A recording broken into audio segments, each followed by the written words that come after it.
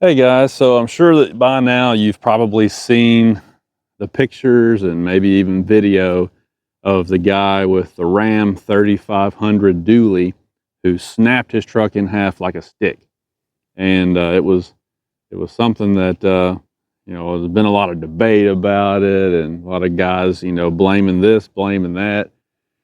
I've already seen a lot of videos on YouTube myself talking about this, but I just wanted to kind of clear up something because a lot of people are getting this all wrong.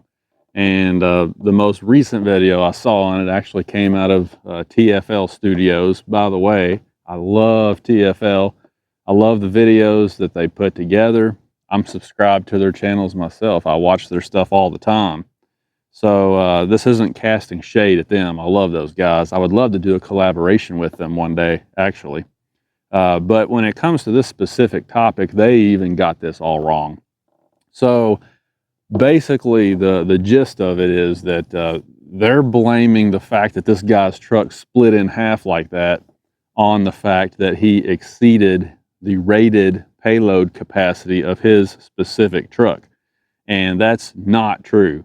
In fact, in this situation, the payload rating on that specific truck, and we don't know what it is, by the way. Nobody has seen a picture of the guy's door jam sticker, so we don't know exactly what his truck is rated for. But just looking at the pictures of his truck, the trim level and the configuration of the cab and everything, it's four-wheel drive and all that, we figure that his payload capacity probably is somewhere around 5,000 pounds, maybe a little bit more, maybe closer to 5,500, maybe. And that slide-in camper that he's using has a dry weight of like 4916, I think it was. So we can go ahead and basically call that 5,000 pound camper if you put anything at all inside of it. And that's the dry weight. So obviously that's not taking into consideration his water, So yeah, he was definitely pushing it, if not just a little bit over his rated payload capacity for his truck. That's true. But in this situation, that has nothing to do with it. Okay, the fact that he maybe or maybe not exceeded his truck's payload rating has nothing to do with this, because those trucks have the same frame under them regardless of what the payload rating is. Let's say you get one that's a two-wheel drive and it's a lower trim level, so the payload rating on the sticker is higher.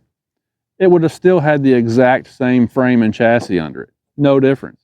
Right? The ones that have 7,000 pounds of payload have the exact same frame under them as the ones that have 5,000 pounds of payload. So that particular situation, that camper would have folded his truck like a taco regardless of what his payload rating was. He could have been totally within his payload spec.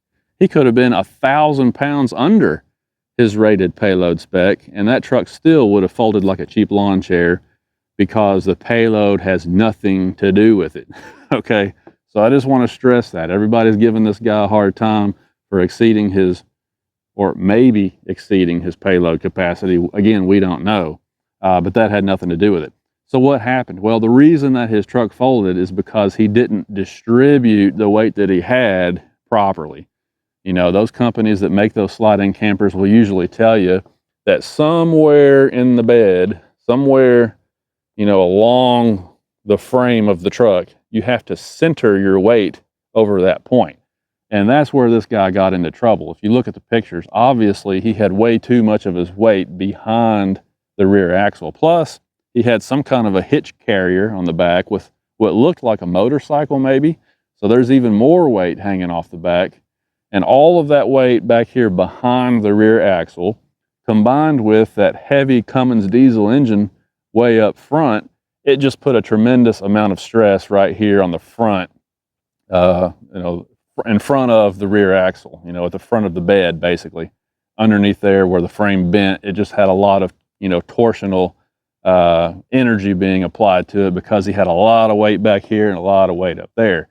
If he had centered his weight properly, that would have never happened, regardless of the payload. So I just wanted to clear that up. In this case, I always talk about payload because that's what guys overlook, especially with these half-ton trucks. The payload rating matters more than the towing rating, because in a half-ton truck especially, you'll run out of payload before anything else. So payload definitely matters. And I preach about that all the time. But in this case, it had nothing to do with it. You know, this guy's truck would have folded up regardless of what trim level he had, what options he had. It wouldn't have mattered in this case. So just wanted to point that out.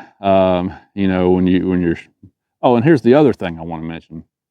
While we're talking about this, if you look at that camper, that thing has a dry weight of 5,000 pounds basically, right? What truck are you going to get to handle that?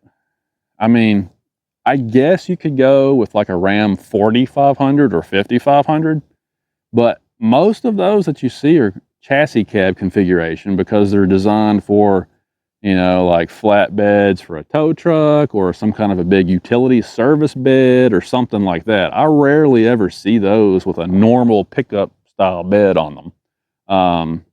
But I mean, I guess that's the way you would have to try and go, right? If a 1-ton dually can't handle your slide-in camper, then why are you building a slide-in camper that heavy? So personally, I think a little bit of shade needs to be thrown toward this company that made these campers. I mean, why would you do that? Why would you build a camper, a slide-in camper that no standard pickup truck on the market can properly handle? I mean, that just, to me, seems kind of ridiculous, doesn't it? But anyway, so that's the real scoop on this. The payload had nothing to do with it. So anyway, I just wanted to clear that up because the guy has been getting unfairly bashed for the weight of his slide-in camper, which had nothing to do with it. It's all about how you distribute that weight. All right, I'm out of here. Got stuff to do. We'll talk to you later.